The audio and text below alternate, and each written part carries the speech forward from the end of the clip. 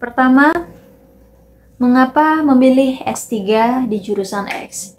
Halo guys, ini adalah seri Jurus LPDP. Aku akan share semua tentang strategi lolos beasiswa LPDP. So please pantengin terus channel ini, like, comment, dan subscribe.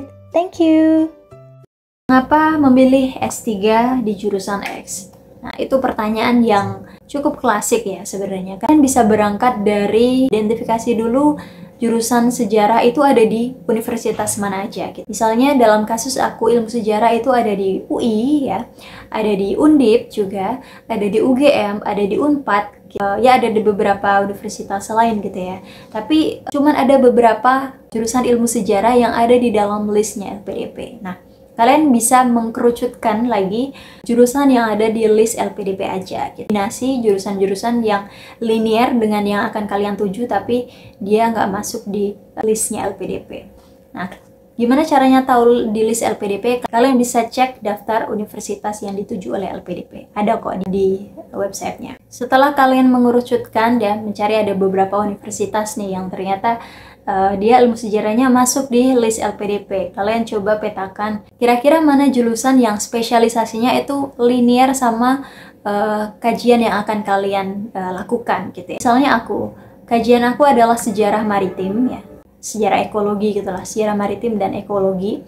Di Undip misalnya itu sebenarnya relate banget ya, relevan dengan aku, tapi sayang sekali tahun ini belum masuk di list LPDP. Semoga tahun depan udah bisa masuk. Nah, dan referensi lainnya aku memilih di Universitas Indonesia. Nah, kenapa Universitas Indonesia? Kalau ada pertanyaan, komentar, atau usul judul konten, silakan tulis di kolom komentar. Terima kasih banyak. Ada beberapa alasan kenapa di Universitas Indonesia. Jadi aku coba untuk membreakdown keunggulan-keunggulan dari universitas yang aku tuju. Universitas Indonesia menjadi epicentrum dari ilmu pengetahuan yang cukup unggul gitu ya, dengan berbagai keunggulan yang ditawarkan. Satu, jadi mata kuliah yang ditawarkan di S3 UI itu bisa men-shape atau membentuk atau memperdalam pemahaman aku tentang kajian yang nanti akan aku tulis. Khususnya mata kuliah tentang teori dan metodologi sejarah misalnya, membahas lebih jauh terkait dengan kerangka teoritik yang tepat untuk riset aku. Nah, ini menjadi salah satu basis yang sangat bagus ya untuk menulis riset yang lebih analitis dan lebih komprehensif. Kemudian Universitas Indonesia juga memiliki profesor-profesor yang punya spesialisasi di bidang kemaritiman gitu ya. Aku sebutkan. Jadi aku nggak hanya berhenti pada mengungkapkan bahwa UI itu punya profesor-profesor. Nah, tapi aku juga jelasin siapa tuh profesornya. Nah, misalnya Profesor Susanto Zuti, Dr. Yuda Benhari Tangkilisan, ada Profesor Peter Carey. Kemudian UI juga punya koleksi perpustakaan yang sangat banyak jumlahnya. Ada 3,6 juta koleksi buku dan naskah. Jadi itu jumlah yang sangat besar di Asia Tenggara gitu ya. Jadi salah satu yang menjadi magnet dari Universitas Indonesia adalah koleksi buku dan naskahnya. Itu sangat baik ya untuk disampaikan. Kemudian yang terakhir dan tidak kalah penting adalah UI adalah satu-satunya S3 ilmu sejarah ya, ilmu sejarah ya. Meskipun di Universitas Gadjah Mada itu ada ilmu sejarah ya, bidang kajian ilmu sejarah, tetapi dia masuk di ilmu-ilmu humaniora gitu. Jadi yang linear dengan S1, S2 aku adalah ilmu sejarah di Universitas Indonesia. Itu adalah cara aku untuk mengidentifikasi gitu ya, kenapa memilih Universitas Indonesia dengan berbagai keunggulan yang ada.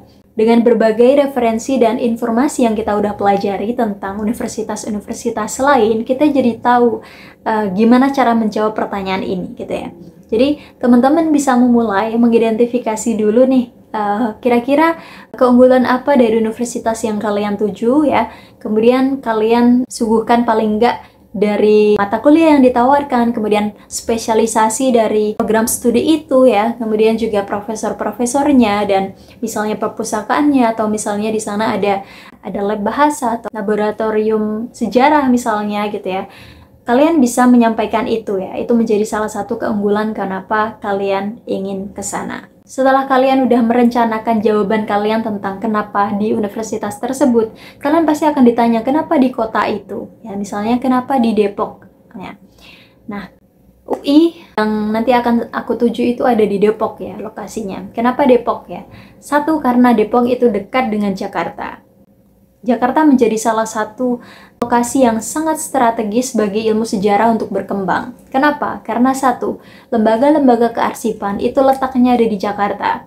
Arsip Nasional Republik Indonesia ada di Jalan Ampera Raya, ada di Jakarta Selatan. Kemudian Perpustakaan Nasional ada di Jalan Merdeka Selatan, ada di Jakarta Pusat. Ada juga Perpustakaan Nasional yang lama ada di Salemba. Semuanya ada di Jakarta. Jadi aku meyakinkan bahwa Universitas Indonesia ini adalah pilihan yang tepat karena letaknya strategis dengan pusat data yang nanti akan aku eksplorasi lebih jauh sebagai mahasiswa sejarah.